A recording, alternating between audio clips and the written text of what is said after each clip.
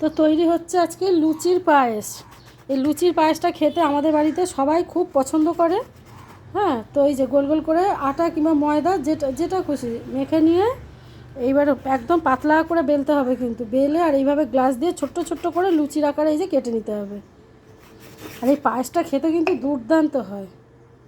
এই যে এরকম গোল গোল করে কেটে নিলে দেখতে ভালো। আবার এই যে এখানে দুধ ফুটিয়ে এর মধ্যে দুধ দিয়েছি আর চিনি দিয়েছি, দিয়ে ভালো করে এই যে একটা একটা ফুটে উঠেছে, তারপরে এই লুচিগুলো সমস্ত দিয়ে দিচ্ছি। তো এইভাবে লুচির পায়েস কখনো কেউ কি খেয়ে দেখেছো? যদি খেয়ে থাকো তো অবশ্যই কমেন্টে কিন্তু জানিও।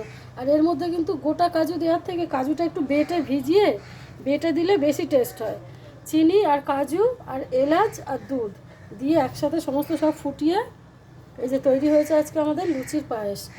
কখনো করে খেয়ে দেখো, তোমাদেরও ভালো লাগবে। ভিডিওটা ভালো লাগলে অবশ্যই লাইক কমেন্ট শেয়ার দিয়ে পাশে থেকো, আর চ্যানেলটাকে সাবস্ক্রাইব করে পাশে থেকো, আর কমেন্টে জানিও যে কখনো এরকম লুচির পায়েস তোমরা খেয়েছো কি। দুর্দান্ত খেতে হয় কিন্তু।